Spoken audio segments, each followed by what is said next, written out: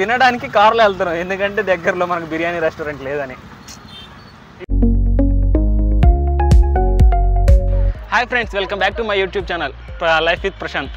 So ఈరోజు vlog వచ్చేసి ఏంటంటే రిమైనింగ్ పార్ట్స్ అనేది మనం కవర్ చేయబోతున్నాం, రిమైనింగ్ ప్లేసెస్ ఇన్ పూణేలో ఉన్నట్లని. సో ఈరోజు మనం ఏమొచ్చామంటే ఆగా ఖాన్ ప్యాలెస్. ఇది చాలామంది వచ్చారు, కాకపోతే కొంచెం నాకు భయంగా ఉంది వీడియో తీయాలంటే.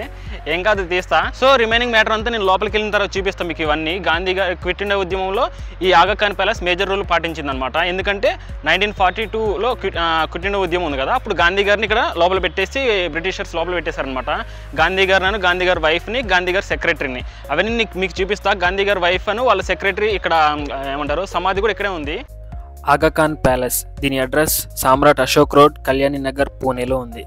సో దీని టైమింగ్స్ వచ్చేసి మార్నింగ్ 9 to 5:30, ఈవినింగ్ 5:30 వరకు ఇది ఓపెన్లో ఉంటుంది. లోపలికి వెళ్ళాలంటే మనం టికెట్ తీసుకోవాలి. ఒక్కొక్క పర్సన్కి వాళ్ళు 20 రూపీస్ ఛార్జ్ చేస్తున్నారు. మేము 4 మెంబర్స్ వచ్చినాం కాబట్టి 80 రూపీస్ అయింది. ఆన్లైన్లో కూడా తీసుకోవచ్చు టికెట్.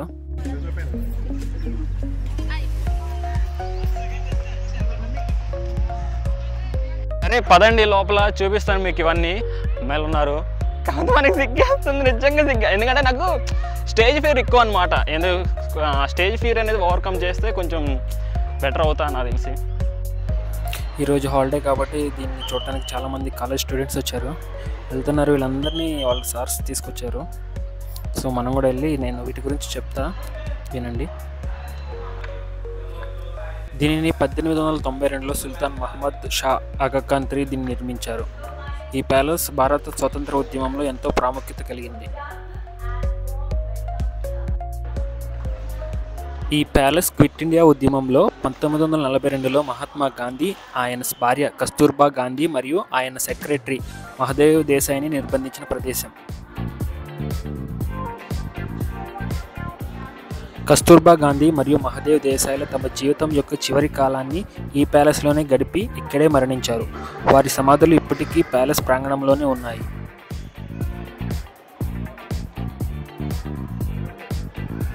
ప్యాలెస్ చుట్టూ విస్తారమైన తోటలు, అందమైన ప్రాంగణాలు ఉన్నాయి. ఇటాలియన్ శైలిలో ఈ తోటలు నిర్మించబడ్డాయి.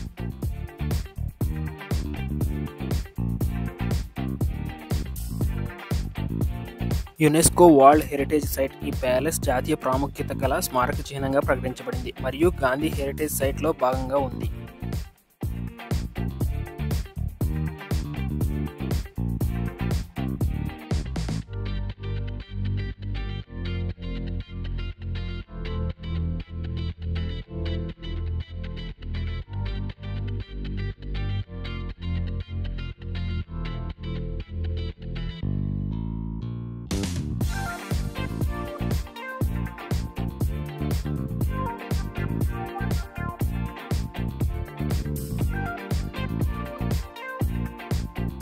ఇప్పుడు ఈ ప్యాలెస్ ఒక మ్యూజియంగా మారి మహాత్మా గాంధీకి సంబంధించిన వ్యక్తిగత వస్తువులు, వస్త్రాలు, పాత్రలు, లేఖలు ప్రదర్శించబడుతున్నాయి.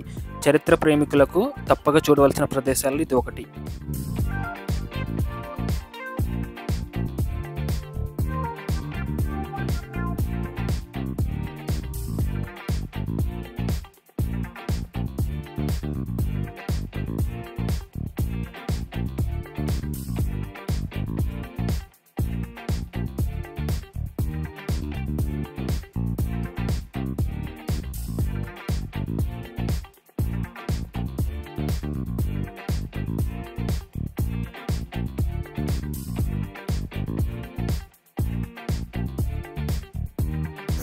Left upward in the board, leaving a permanent void.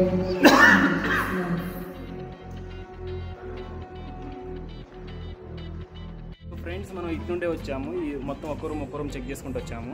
మనం కస్తూర్బా గాంధీదను మహదేవ్ దేశాయ్ సమాధులు చూడడానికి వెళ్తున్నాం. పదండి చూద్దాం, చూపిస్తాను ఇక్కడ మీకు. సర్లే ఇక పదండి చూపిస్తాను. ఇంకా ఏం లేదు, ఎవరేమని అనుకోని నేనైతే వ్లాగింగ్ అయితే తీస్తాను ఇప్పుడు. పదండి. అంత ఏరియా అంతా చాలా పెద్ద గార్డెన్ అనమాట. గార్డెన్ లెక్క చేసిండు, గార్డెన్ లెక్క చేశారు. ఇదంతా చాలా బాగుంది చూడటానికి. సో చూడండి గార్డెన్, మీకు అంతా చూపిస్తాను. ప్యాలెస్ అప్పట్లో కట్టారు ఇదంతా ప్యాలెస్. కొంచెం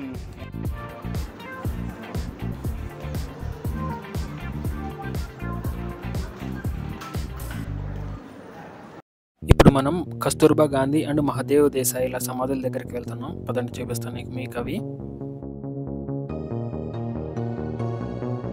ఎవరెవరో చూస్తున్నారు, అంతా కొత్తగా ఉంది మనకైతే. ఇదంతా కొత్త ఫీల్డ్ కదా, కొన్ని రోజులు ఇలానే ఉంటుంది మనకి. దాని తర్వాత చెప్తా.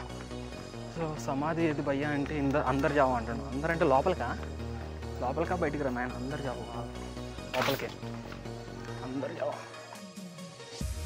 సమాధి కోసం వస్తే ఏందిరా ఇదంతా? భూత్ బంగ్లా ఉన్నట్టుంది. మనకి నాకు అసలే భయం దెయ్యాలంటే.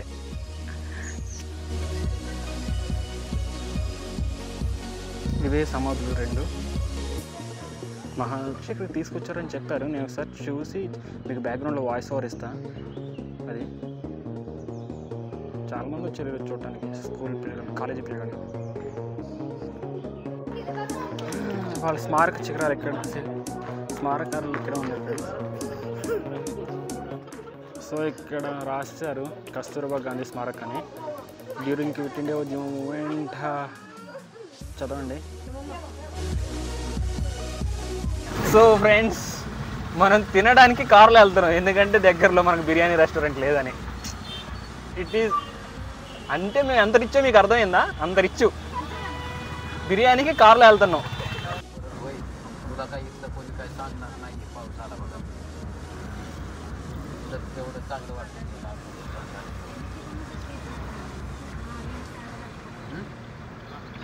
ఫ్రెండ్స్ వచ్చి చిన్నదే బయట చెప్పండి.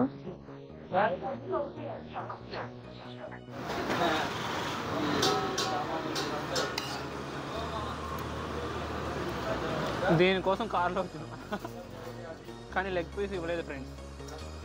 వీళ్ళు లెగ్ పీస్లు ఇవ్వట్లేదు ఈ మధ్య ఏంటో మరి. అక్కడ మన సైడ్ మినిమం లెగ్ పీస్ లేకపోతే మనం ఒప్పుకోంగా. ఓకే కానీ మన సైడ్ బిర్యానీ బాగుంటుంది అంతే. ఓషో పార్క్ ఇదే గాయ్స్. ఏం చెప్పాలంటే మంచి ఎండాల టైంలో వస్తే బాగుంటుంది ఇక్కడ.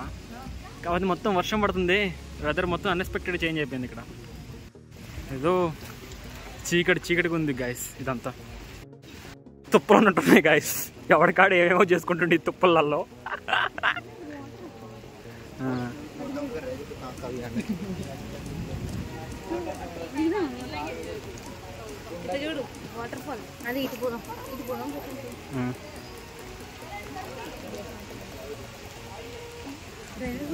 ఇది డ్రైనేజ్ వాటర్, ఆ వాటర్ ఫాలా.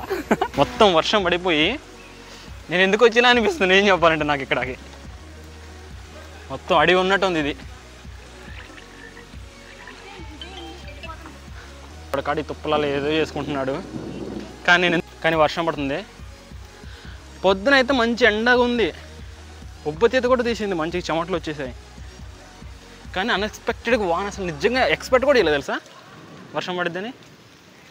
ఇక్కడ ఏముందని వచ్చారు, కానీ వర్షం అయితే దంచి కొడుతుంది. పెరుగుతుంది.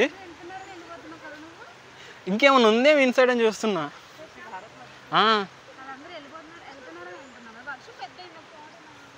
వెళ్ళిపోదాం పాండి బ్యాక్, ఇంక అంతేగా. ఓషో గార్డెన్ అంటే ఓషో ప్రొనౌన్సియేషన్ తప్పు చేస్తున్నాను అనుకుంటా నాకు తెలిసి.